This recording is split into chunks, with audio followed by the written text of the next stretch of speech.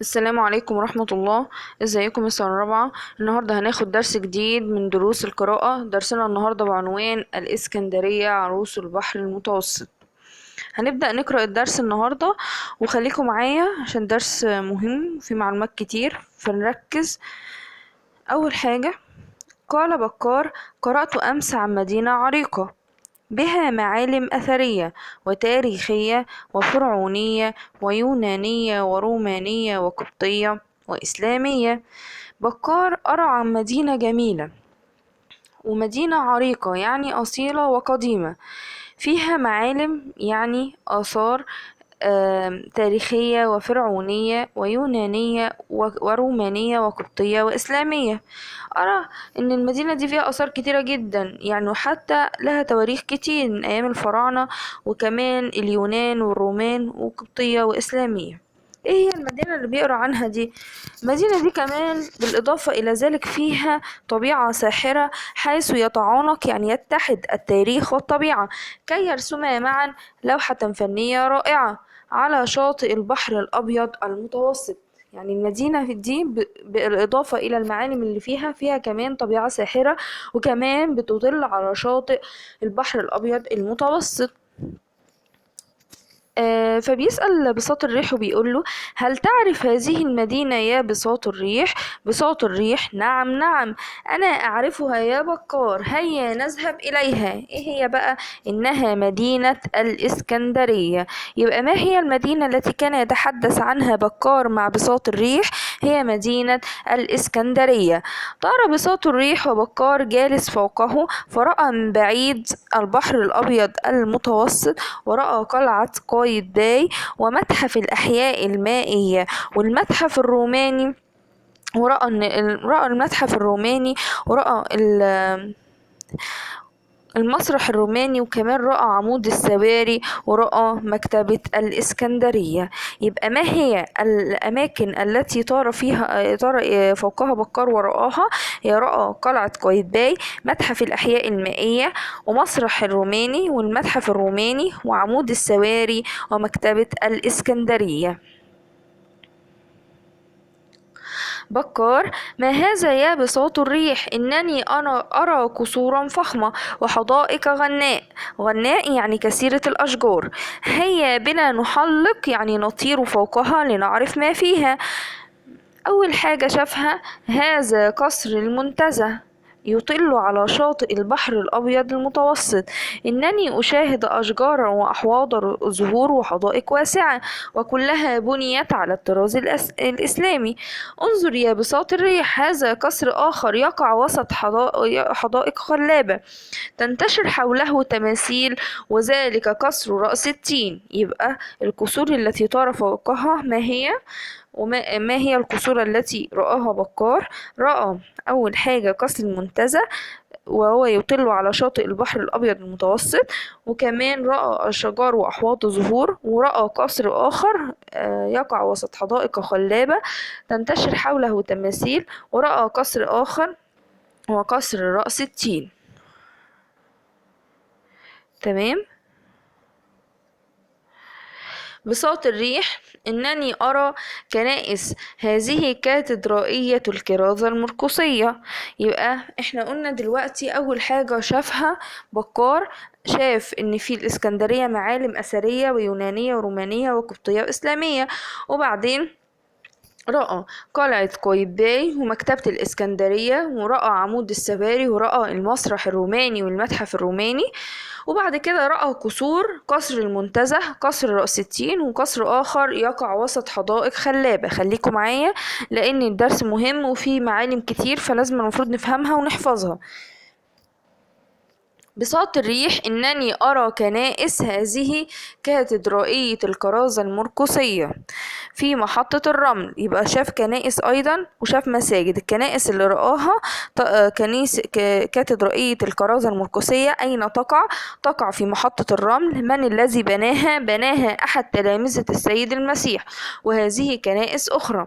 يبقى ماذا شاهد من كنائس؟ شاهد كاتدرائية الكرازة المرقسية وتقع في محطة الرمل، بناها أحد تلامذة السيد المسيح. وهناك كنائس أخرى أيضا رآهم. طيب، رأى أيضا مساجد كثيرة مثل منها يعني مسجد سيدي أبي العباس المرسي، وهذه مئذنته الشاهقة الارتفاع وقبابة الأربع، وهذا مسجد الإمام البوصيري، وهذه مساجد أخرى. يبقى برضو شاف مسجد سيدي أبي العباس المرسي ومئذنته شاهقة يعني عالية ومرتفعة، ورأى قبابة الأربع يعني له 4 قباب، له 4 قباب. تمام. يبقى مسجد سيدي أبي العباس المرسي وقبابة مئذنة شاهقة الارتفاع وقبابة الأربع يعني له 4 قباب. عارفين القبة دي اللي هي عبارة عن شيء كده مقوس مجوف دائري. عبارة عن ايه؟ بيبقى شيء مقوس ومجوف ودائري. احنا عارفين زي ايه القبة بتاعت المسجد الأقصى، وفي مساجد بيبقى لها قباب كده طبعا عارفينها. فالمسجد ده مئذنته شاهقة وله 4 قباب. وأيضا رأى مسجد الإمام البوصيري، وهذه مساجد أخرى كثيرة. يبقى ايه هي اللي شافه أخيرا؟ شاف كاتدرائية الكرازة المرقسية تقع في محطة الرمل، بناها أحد تلاميذ السيد المسيح، ورأى مسجد سيدي أبي العباس المرسي، ورأى مسجد الإمام البوصيري. في الآخر حقا إن مدينة الإسكندرية عروس البحر المتوسط. زي ما احنا شايفين كاتدرائية الكرازة المرقسية ومسجد كاتدرائية الكرازة المرقسية دي، ومسجد سيدي أبي العباس المرسي، ومسجد الإمام البوصيري. تمام. بعد كده هنبدأ ناخد معاني المفردات. كلمة عريقة معناها قديمة وأصيلة. كلمة الساحرة معناها الجذابة أو الخلابة.